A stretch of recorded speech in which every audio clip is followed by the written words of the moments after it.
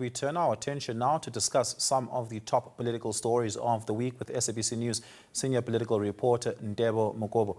Ntebo, good evening. Thank you so much for your time. Really do appreciate it. I want to perhaps start with the political story of the week that has not had a lot of detailed reportage, mainly because of the nature of what has been the court's decision around its broadcasting, and that is the corruption trial of former Speaker of Parliament and former Defence Minister Mapisa-Nqakula. What are some important details there that the public that emerged during the course of the week, over the last 2 weeks really, that's important for the public to take note of? Well, good evening, Oliver, and good evening to the viewers. The court really, it was very difficult for us to cover this court case. You recall that, the media was barred from the proceedings, but ultimately, at some point, sanity prevailed. The judge did agree that at some point, the SABC, together with other media houses, will then be allowed to cover the proceedings. But the interesting thing is that, the case has closed its case after 15 witnesses. You recall that, 15 witnesses came before the court to give their testimony, and some of them included the friends of the ministers, the friends of the complainant, some family members, and even the complainant in the case also made a testimony.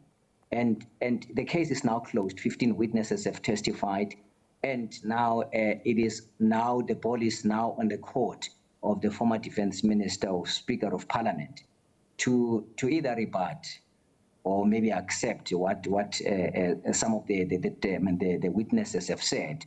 But you would recall initially she pleaded not guilty, and the responsibility lies on her to rebut what is alleged against her. And she has since applied.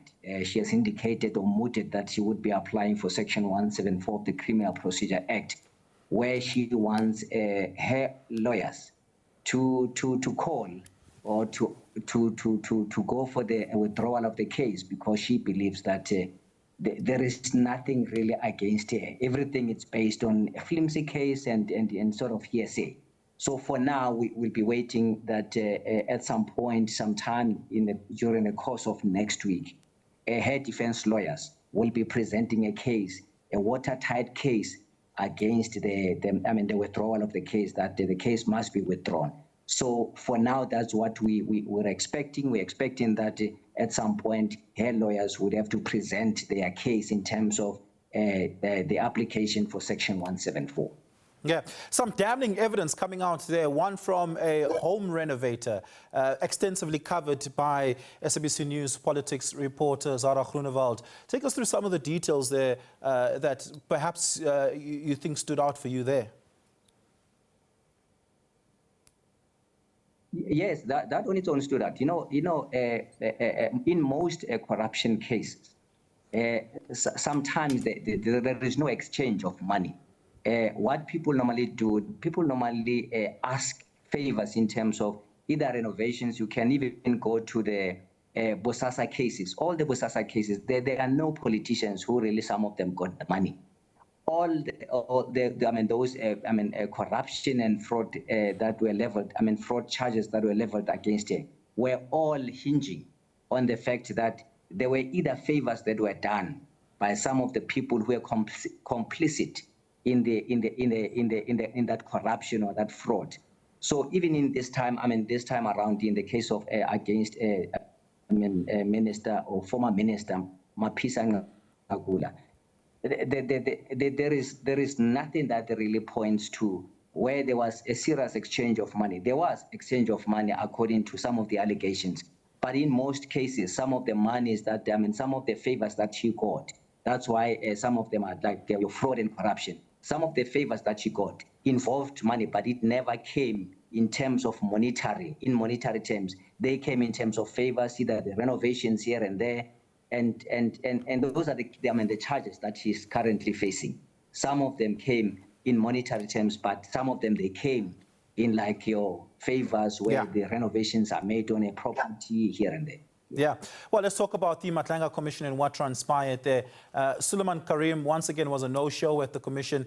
A very fascinating decision taken by the Commission there to pursue criminal charges against him. Why is this an important story?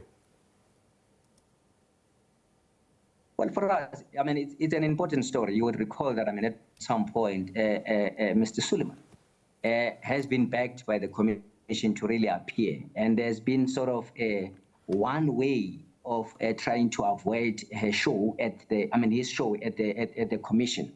And what the Commission then decided was that because he was saying that he's not well to appear, and there were sort of allegations, and people who said that they saw him at either Woolworths, despite the fact that he was at a health facility.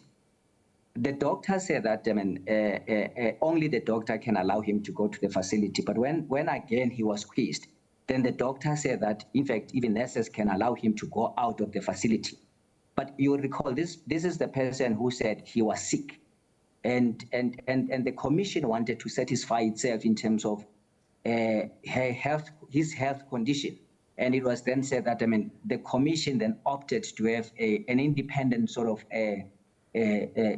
get someone who can come up with an independent opinion.